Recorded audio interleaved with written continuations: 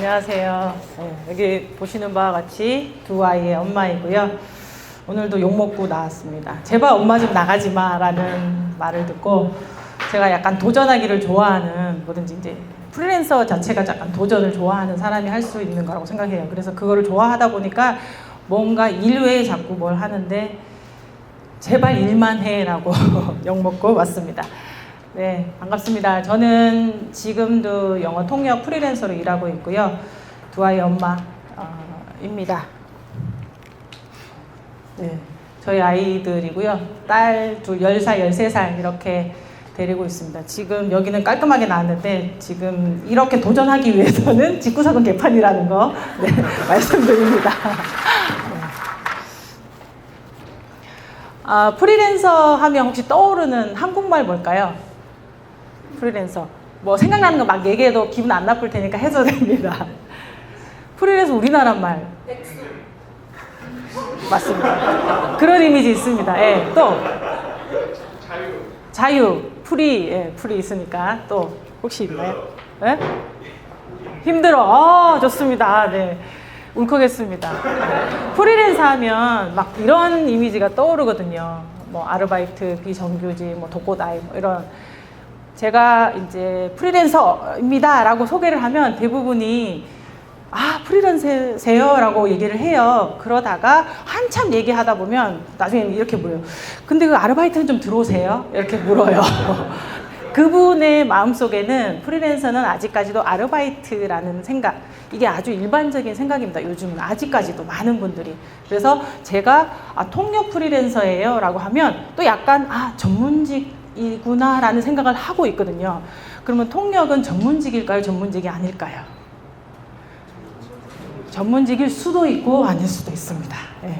이게 프리랜서가 상당히 많은 격차가 있는 일이다 보니까 이름은 프리랜서지만 사실 그 안에 들어가 보면 너무나 큰 차이점이 있습니다. 제가 살아온 그 약간 그 일대기를 보여드리면 저는 정규직으로 딱 1년을 근무를 했어요. 한 회사에 1년을 근무를 할 수 있었던 것도 퇴직금 때문에 1년을 견뎠습니다. 1년을 해야 퇴직금이 나온다고 해서 그 회사에 들어갔는데 굉장히 센 언니들이 있어가지고 너무너무 힘들었어요. 텃세가 심해서. 그래서 그때 사실 저는 그 갑상선 저하증을 얻었고요. 아직까지도 약을 먹고 있습니다. 그래서 처음에 이 정규직에 들어가려고 했지만 그게 안 됐고 그 이후에는 계속 계약직 프리랜서를 연원하면서 살아갑니다. 제가 가장 오래 일한 케이스가 싱가포르 회사에 근무를 한 게 3년 근무를 했고요. 그 회사에서도 2년 계약으로 갔다가 뭐 연장 이런 식으로 계약직이 보통 단기로 했다가 연장하는 식으로 계속 근무를 할 수 있게 해주고요. 그리고 이제 삼성이나 LG에서도 내부 통역사로 있었는데 심지어 삼성 같은 경우는 3개월직으로 들어갔다가 6개월 연장해주고 또 네 하는 거 봐서 또 6개월 연장해주고 해서 2년을 있었던 케이스입니다. 그러니까 이런 케이스가 많고요. 왜냐하면 그 사람들도 생각했을 때 얘 능력도 의심되지만 이게 3개월이면 끝날 수 있을 것 같아 라고 해서 계약을 했다가 막상 못 끝내면 또 연장하고 이런 식으로 많이 운영을 하고 있거든요. 계약직이나 프리랜서들은. 그래서 그렇게 하고 있고요. 사실 제가 졸업하고 프리랜서를 하려고 한 게 아니고요. 제가 IMF 시절, 그러니까 97년도에 졸업을 했을 때 정규직에 들어갈 수가 없었어요. 제가 공부를 잘했던 것도 아니고 성적이 좋았던 것도 아니고 뭐 좋은 과도 아니었고 그래서 어쩔 수 없이 아르바이트 식으로 그 당시에는 하기 시작하면서 제가 이제 그 프리랜서라는 일을 비정규직으로 이제 계속 하게 된 거죠. 그리고 지금 저쪽에 제가 최근에 한 10년 동안 이거는 완전 프리랜서직으로 해서 통역으로 일을 하고 있고요. 이 사이에 엄청난 일이 있었겠죠. 네. 육아를 5년간 해서 완전히 일을 접고 경단녀로 5년간 살았습니다. 두 아이를 낳고. 원래는 하나만 낳으려고 했는데 뭐 사정상 이제 두 아이를 낳고 나다 보니까 이 3살 차이 그리고 모유 수유 뭐 이렇게 해서 5년간 딱 해서 저 때는 정말 아무것도 못합니다. 아무도 봐줄 사람이 없고요. 그리고 그 이후에 10년 동안 했던 것도 사실 육아를 마치고 나왔을 때도 저는 정규직에 들어가고 싶었어요. 근데도 애 봐줄 사람이 없고 이모님을 고용을 한다고 해도 그 이모님을 월급을 주고 내가 더 많은 돈을 벌 수 있다는 확신도 없고 그래서 결국에는 또 프리랜서를 하게 되었습니다. 이게 제 육아 했던 시절 막 공부하고 있던 유일한 사진입니다. 아무도 이런 걸 찍어주지 않아요. 제 친구가 와서 오늘 찍어준 거예요.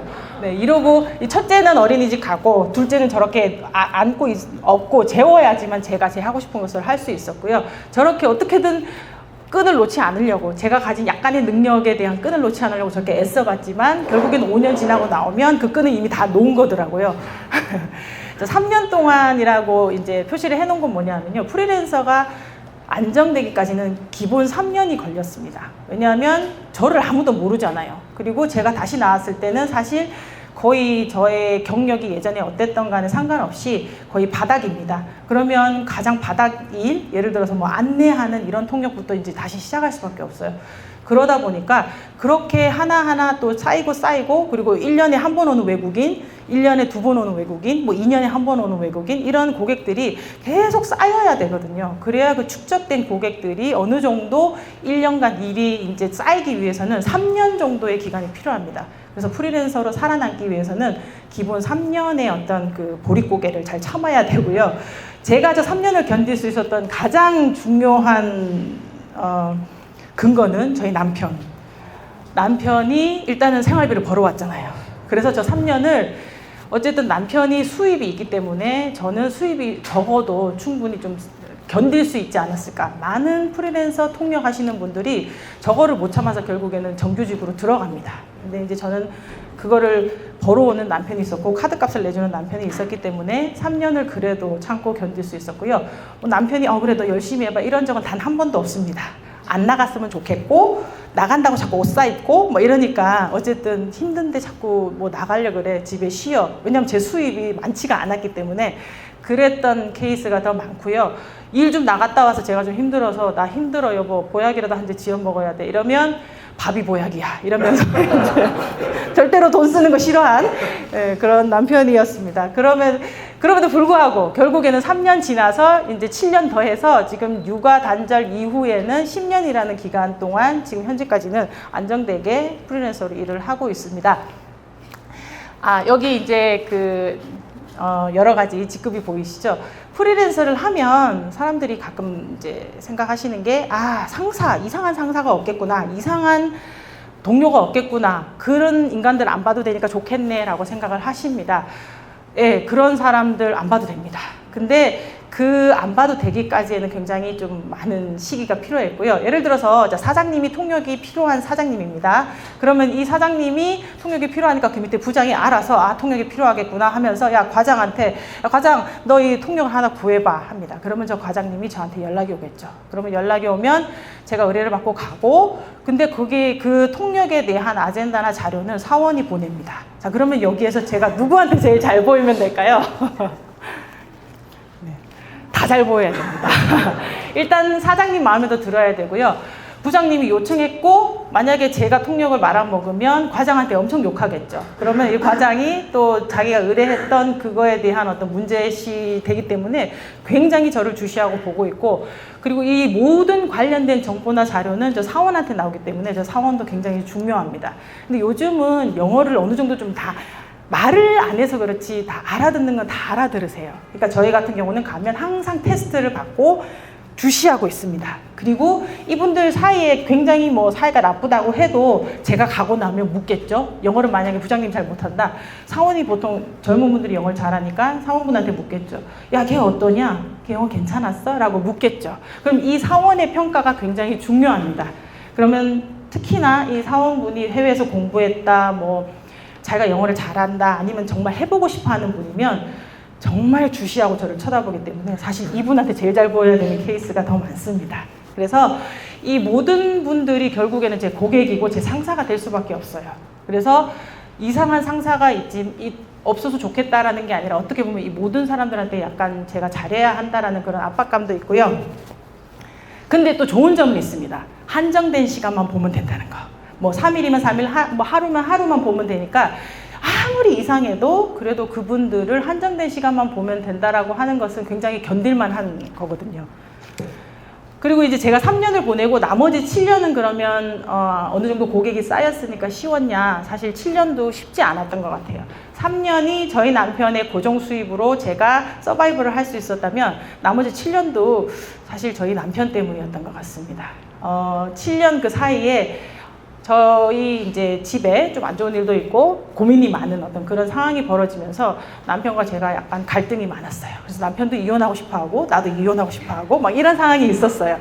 근데 그때 제가 아이들을 내가 책임져야 되겠다라는 생각을 약간 했었나 봐요. 그래서 이 사이에도 굉장히 이런 그 업무적인 거나 통역을 하는 데 있어서 너무 힘들었던 고비가 많았습니다. 포기하고 싶을 때도 많았고, 이상한 고객님들도 많았고, 막 잘리기도 하고, 내가 능력이 안 되는 내가 막 싫기도 하고 그랬는데, 그때는 그게 다 참을 수 있었어요. 이상하게 지금 생각하면 하나도 안 힘들었던 것 같아요. 그 이유가 그 아이들에 대한 생계를 결국에는 내가 책임져야 되기 때문에 내가 어떻게든 수입을 늘리고 내가 생계를 책임질 만큼 프리랜서지만 벌어야 된다는 생각이 굉장히 강했습니다. 그래서 그 7년을 그 마음으로 막 열심히 막 잘 견뎠던 것 같아요. 근데 그때는 견딘다고 생각 안 하고 그냥 했습니다. 왜냐하면 아이들이 나한테 달려있으니까라는. 근데 이게 한 2, 3년 전부터 저희 남편과 이제 어느 정도 저희도 이제 극복을 하고 사이가 이제 괜찮아지니까 갑자기 고객 비율 맞추기가 어려워지는 거예요. 저도 몰랐어요. 왜 이렇게 저 사장님은 옛날이나 지금이나 한결같은데 왜 나는 저 사장님이 힘들지라는 생각이 자꾸 드는 거예요. 왜 저럴까 생각해보니까 그거더라고요. 그 생계가 내한테 있다라고 생각했을 때에 견딜 수 있었던 것과 생계가 우리 남편한테 있었을 때 그 견딜 수 있던 나의 그 멘탈의 정도가 달랐던 거예요. 그래서 지금은 막 그런 막 비율을 많이 맞춰야 되는 케이스면 안 하고 싶다는 생각이 너무 많이 들기 시작하는 거예요. 그게 결국에 저희 남편 덕이겠죠. 아마도 저희 남편은 지금도 자기가 그 힘든 게 얼마나 힘든지 모르고 생계가 자기한테 있기 때문에 아마 하고 있을 겁니다. 많은 생계를 책임져야 되는 그 집안의 어떤 주요 수입원자들은 그런 생각으로 관둘과에 대한 상상조차도 못하고 저희 남편처럼 일하고 있지 않을까라는 생각을 제가 요즘 들어 하고 있습니다. 그래서 참 고맙게 생각을 하고 있고요.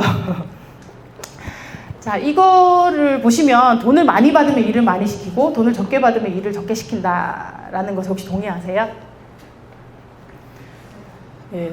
통역은 철저하게 반대입니다. 통역은 돈을 많이 받으면 일을 적게 시키고요. 돈을 적게 받으면 일을 많이 시킵니다. 왜 그러냐면, 예를 들어서 제가 100만 원짜리 통역을 나갔어요. 이게 굉장히 100만 원짜리고 3시간밖에 안 해. 그 말은 이 통역은 굉장히 어렵다라는 겁니다. 어렵기 때문에 돈을 많이 주고, 많이 주니까 통역할 때만 부르는 겁니다. 그 외에는 절대 안 시켜요. 근데 굉장히 저렴한, 예를 들어서 10만 원짜리를 하루 종일 하는 통역을 갔다. 그러면 온갖 거 다 시킵니다. 왜냐하면 싸니까.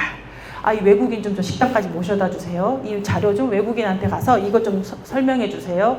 온갖 거를 다 시킵니다. 그러니까 싸면 쌀수록 더 다양한 일들을 시키고요. 비싸면 비쌀수록 통역 외에는 절대로 안 시킵니다. 왜냐하면 그런 시다한 거 시키려고 너를 여기에 부른 게 아니기 때문에. 그리고 그 시간은 최대한 빼고 필요한 시간에만 부르려고 불렀기 때문에 비싼 거 갈수록 통역 외에는 절대로 안 시킵니다. 그래서 저희 쪽의 일이 약간 그 편차가 많다 보니까 이런 가격 대비해서 굉장히 많은 일을 해야 될 수도 있고 통역만 해야 될 수도 있습니다. 이거는 T자 구조라고 해가지고 제가 이 업계에서 살아남은 하나의 방법입니다. 저는 영문과도 아니었고요. 해외에서 살아본 적도 사실 없습니다. 직장으로 약간 다니긴 했지만 거기도 동남아였잖아요. 그리고 유학파도 아니었고. 근데 어떻게 살아남았냐? 제가 일했던 분야가 다 저쪽입니다. 전기, 기계, 전자, 삼성, LG, 그리고 또 해외에 있었을 그 업체도 설비 업체였어요. 그러다 보니까 저 분야에 대한 제가 배경 지식이 전공이 아님에도 불구하고 좀 많았습니다. 그래서 저쪽으로 통역을 했을 때 사실 저게 쉽지 않은 분야다 보니까 저쪽으로 통역을 했을 때 굉장히 잘 알아먹은 거죠. 그래서 제가 저쪽 분야에서는 제 전문으로 하다 보니까 이쪽에는 페이도 많이 받고 그리고 가는 겁니다. 근데 이것만 하면 또 우리가 살아남을 수 있었냐? 아닙니다. 이것만 한다라고 하면 일이 안 들어옵니다. 언제 이 일이 있을지 모르기 때문에 중간에서 이런 일을 받아서 주거나 아니면 이런 업계들은 결국에는 전반적인 사람 다 할 수 있지만 너의 전문 분야가 있는 사람한테만 계속 연락을 줍니다. 그래서 다른 분야도 약간 해야 되고요. 그래서 이제 이런 전기 전자 분야를 쭉 하다가 이것만 하면 또 살아남을 수 없기 때문에 또 다른 분야를 팝니다. 비슷한 분야. 자, 예를 들어서 요즘 뭐 전기는 IT하고 많이 연계되잖아요. 그러니까 IT 쪽도 파고, 그리고 또 요즘은 자동차는 IT 기반 자동차잖아요. 그래서 자동차.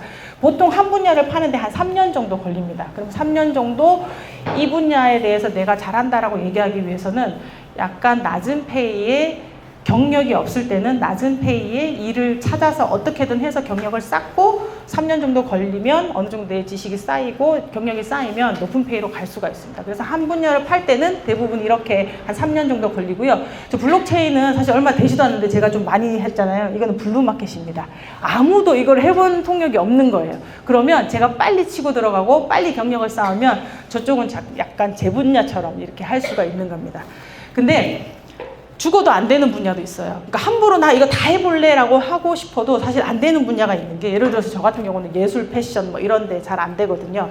그 이유가 디자이너를 통역을 해봤습니다. 근데 디자이너가 막 형용사를 막 8개, 9개씩 사용을 하는 거예요. 막 제가 아는 형용사는 아름답다, 뭐 예쁘다 이거밖에 없는데 그 디자이너는 온갖 형용사를 다 씁니다. 근데 그 형용사가 무슨 말인지 알겠지만 제 한국말로 표현이 안 되는 거예요. 심지어 저는 경상도 출신입니다. 경상도는 막 뭐 이게 뭐 아름답고 청순하고 예쁘고 맑고 이런 거 다 필요 없습니다. 그냥 죽이네 한마디로 끝났어요. 이렇게 살아온 제가 저쪽 분야를 한다는 자체가 시도는 해봤지만 정말 안 되더라고요. 그래서 저쪽은 이제 아예 이렇게 안 되는 분야는 그냥 아예 놓습니다. 하려고 하는 그 시간대에 그냥 차라리 내가 할 줄도 아는 이거 관련 분야 하는 게 훨씬 투자 대비 좀 아웃풋이 좋기 때문에, 그래서 저런 건 다 그냥 포기하고요. 가장 좋은 것은, 이상적인 건 이런 거죠. 계속 파서 내가 모든 분야를 다 커버할 수 있으면 제일 좋은데, 사실 제가 해봤을 때는 저는 좀 어렵더라고요. 그래서 저는 제가 하는 전문 분야 외에서 약간씩 늘려가는 식으로 계속 해서 일을 이제 받아가는 식으로 하고 있습니다. 프리랜서를 뽑을 때 기준이 이겁니다. 우리는 최선을 다하는 사람 필요 없어. 그런 사람 천지야. 그냥 잘하는 사람 와. 왜냐하면 반나절 일하는데 이분이 버벅댄다, 통역을 했는데 잘 못한다 이러면 바로 교체됩니다. 아, 집에 가시라고 제가 다른 분 불러놨다고 이렇게 교체를 당한 적이 있습니다. 제가 경단녀 이후에 나갔는데 2시간 하고 저 불러서 가니까 집에 가셔도 된다고 하시더라고요. 그래서 그 이후에 자존감이 떨어져가지고 6개월 정도 통역을 못 나가겠는 거예요. 너무 무서워서. 그리고 사람들이 아 영어 잘하신다면서요 하면 막 손살 아니에요 막 이렇게 이걸 제발 나 그렇게 얘기하지 마, 나 이상한 과거 있어 뭐 이렇게 이제 되는 거죠. 그래서 그런 거를 빨리 극복하지 않으면 프리랜서는 사실 계속 유지하기가 너무 힘들어요. 그래서 멘탈적으로 스스로 나를 힐링하는 그 무언가 방법이 있어야 됩니다. 그래서 무조건 나갔을 때 최대한 빨리 그 투입을 됐을 때 그거를 빨리 실행할 수 있는 사람이 필요하거든요. 소통인데 소통이 안 되면 사실 일을 못 하잖아요. 그러니까 그 사람들도 이해가 가는 건 당연한 거고요. 그러다 보니까 경력이 중요합니다. 근데 경력을 쌓는 방법은 경험밖에 없잖아요. 근데 경험을 누가 하게 해주나요? 낮은 페이나 열정 페이로 가서 어쨌든 경력을 쌓아서 경험으로 쌓인 내 경험을 실력으로 바꿔서 경력으로 바꾸는 이 방법밖에 사실 제가 없는 것 같아요. 제가 살아온 방식은. 왜냐면 저는 백그라운드가 없으니까. 그래서 저는 그렇게 해서 결국에는 이제 뭐 잘리기도 하고 또 살아남기도 하고 지금은 좀 안정됐고요. 웬만한 월급쟁이보다는 제가 좀 낫지 않나라는 생각을 하고 있습니다. 아, 저희 남편한테 비밀인데. 네. 뭐죠? 아, 이거 사진이었는데 이게 무슨 사진이었냐면 굉장히 아저씨들이 많이 나온 그런 그 세미나실에서 제가 세미나를 하고 있는 겁니다. 이게 도전 실패 포기라고 되어 있습니다. 그 많은 사람들, 특히나 제가 하는 쪽이 전기전자다 보니까 약간 그런 아저씨들 사이에서 많이 일을 하고 있어요. 그리고 그 아저씨들과 일하는 게 사실 제일 편합니다. 특히나 엔지니어링 쪽은 그분들은 모호한 얘기 안 하세요. 진짜 오늘 열심히 일해서 뭐 어제 밤을 새고 피와 땀이 어린 열정으로 우리가 이 제품을 만들어야 돼 이런 얘기 안 합니다. 뭐 오버타임 3시간 했을 때 투자 몇 프로 해가지고 결국에는 이 신제품이 나와서 이 신제품의 어떤 아웃풋이었던 이런 얘기가 있는 얘기만 하는 거죠. 약간 저하고 좀 잘 맞는 거죠. 경상도 스타일하고. 근데 그런 상황이 딱 되었을 때 이게 내가 겪어본 상황이면 굉장히 익숙하게 잘 적응을 하는데 내가 안 겪어본 상황이거나 내가 통역을 하면서도 이거 아닌데 라는 생각이 들면 너무너무 힘이 듭니다. 왜냐하면 우리는 누군가가 나를 해봐라고 아무도 하지 않잖아요. 프리랜서들은. 결국 내가 이거를 할지 안 할지도 결정을 해야 되고, 그리고 중간에도 괜찮아, 너 지금 잘하고 있어 라고도 아무도 안 해주고, 못하면 바로 고객들의 저주의 눈빛이 여기서 막 느껴져요. 그러면 이제 힘든 거죠. 조직은 사실 상사나 어떤 윗사람이 도전의 어떤 기회도 주고, 어떻게 보면 그 기회라고도 볼 수 있지만 어떻게 보면 압력도 주잖아요. 그럼 어쩔 수 없이 해야 되는 경우가 있어서 그걸 해보는 경험을 내가 하게 되지만, 저희는 철저하게 일이 의뢰가 딱 들어왔어요. 예를 들어서 이제 그런 패션 쪽이 나한테 들어왔어. 내가 잘 모르는. 근데 하고 안 하고는 결국 내가 결정하는 겁니다. 나는 그걸 도전을 해볼 것인가 안 해볼 것인가. 그거를 매번 결정을 하는 데 대해서 너무 힘든 게, 내가 갈등하는 게 사실 너무 힘든 거예요. 이번에 해서 내가 개망신을 당할 각오를 할 것인가, 아니면 내가 안 해본 분야니까 그냥 안 할 것인가. 이거를 계속 내가 결정을 하고, 그거에 대한 결정의 도전이 얼마나 하는가가 사실 내가 얼마나 여기 전문성에서 뛰어넘을 수 있는가의 어떤 기본 바탕인 것 같아요. 그리고 실패 포기라고 되어 있는 부분은, 이거를 하면서도, 통역을 하면서도 자꾸 집에 가고 싶어요. 너무 힘들 때는. 조직은 집에 갈 수 없잖아요. 내가 어디 직원이다. 내가 여기 집에 가면 우리 회사가 완전 망신을 당하는 거고, 우리 회사, 우리 상사 다 생각나는데, 나는 그 순간 내가 너무 통역이 힘들고, 이 통역에 대해서 내가 지금 하고 있는 내 아부시, 내가 스스로도 너무 마음에 안 들고, 사람들이 나를 저주의 눈빛으로 쳐다본다는 걸 느끼면, 아씨, 집에 가고 싶어. 나 너랑 다시 일 안 하면 돼. 괜찮아. 이런 생각이 자꾸 들어서 하루 종일 집에 가고 싶습니다. 그런 상황이 되면. 그 사람이 나를 대놓고 자르지 않아도.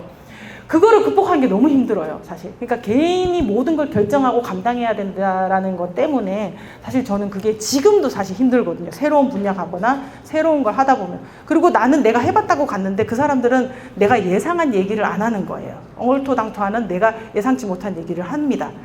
투자회사에 가서 돈 얘기할 줄 알았는데 제품 얘기만 해요. 그럼 그 제품은 내가 공부를 안 해오고 전혀 내가 모르는 거면 그 순간에 자괴감 들고 막 집에 가고 싶고 막 이렇게 되는 거죠. 자, 제가 외우는 주문입니다. 막 그 순간 너무 힘들면 항상 저거를 외워요. 괜찮아. 이 동네 다시 안 오면 돼. 그리고 이 사람들 다시는 안 만나면 돼. 괜찮아. 이거를 계속 제 머릿속에 하면서 이제 용기를 스스로 막 북돋우는 거고요. 그리고 잘릴 때 제가 하는 주문입니다. 너 나 싫지? 나도 너 싫어. 나도 이 동네 다시는 안 올 거야. 나도 안 볼 거야. 근데 멘탈적으로 이거를 정말 열심히 연습해도 안 될 때가 있어요. 그러면 저만의 매직 워드가 하나 있습니다. 주문. 한 가지 더 있는데요. 이거를 한 번 더 외치는 거죠. 근데 이거 하고 안 하고 차이 굉장히 가렸습니다. 정말 많이 납니다. 그 순간 저걸 한 번 더 하면, 되게 힘들 때는 저걸 한 번 하면 약간 힘을 받아요.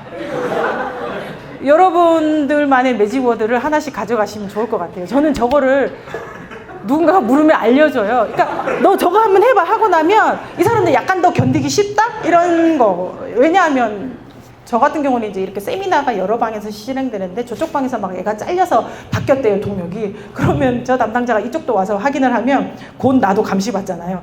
그러면 막 멘탈이 흔들리기 시작하잖아요. 그러면 옆에 이제 같이 통역한다. 야, 괜찮아. 야, 우리 그거 한번 해. 이러면서 해서 하면 약간 더 이상하게 힘을 받아요, 저는. 그래서 저에게 매직 워드가 바로 저거고요. 제가 제일 좋아하는 게 출장 통역입니다. 아이 엄마가 공식적으로 나갈 수 있는 게 출장밖에 없어요. 그래서 엄마인데 출장 가셔도 돼요? 물으면 저는 어떤 통역보다도 출장 통역이 가장 우선입니다. 100명이 의뢰해도 그중에 출장 통역을 가장 우선시하고요. 돈이 작아도 출장 통역은 갑니다. 그래서 출장 통역을 굉장히 좋아하는 사람 중에 하나고요. 그 케이스 중에 하나입니다. 제가 그 프리랜서로 쭉 하면서 아까 이제 설명드렸던 것처럼 가장 저에게 재산이 됐던 것은 많은 실패였던 것 같아요. 실패, 저주의 눈빛 이런 걸 다 겪을 때 자괴감 이런 걸 느끼면서 사실 그 순간을 안 견뎠으면 지금 제가 자리 잡기가 힘들지 않았을까. 자리는 잡을 수 있지만 제가 지금 있는 이 자리, 제가 탑은 아니지만 어느 정도 제가 올라온 이 자리까지 올라오는 데는 결국은 많은 실패의 경험이 있어서 그 실패를 약간 실력처럼 지금은 보여주는 척을 하는 거죠. 왜냐하면 저는 항상 다른 고객이잖아요. 그러면 이전의 고객한테서는 실패했지만 이 실패를 기반으로 이 고객한테 가서 똑같은 통역하면 어떻게 그렇게 잘하세요? 이래요. 내 과거를 모르니까. 그리고 나의 실패의 과거도 내 이력에는 그대로 있습니다. 그 사람들은 이거 네 잘했니 안 잘했니 안 물어봐요. 그러다 보니까 이게 모든 내 경력이 되고, 그리고 또 그걸 통해서 또 약간의 또 사람들이 소개를 해줘요. 개인적으로. 그래서 통역 프리랜서를 하면서 느낀 게 착하게 살아야 되겠다라는 생각도 하고 있고요. 아니면 착한 척이라도 해야 되겠다라고 생각을 하고 있습니다. 그래서 가장 큰 저의 재산은 항상 도전하는 마음을 잃지 않으려는 것과, 그리고 실패를 약간 제가 많이 해보려고 했다라는 거가 아닌가라고 생각이 듭니다. 감사합니다.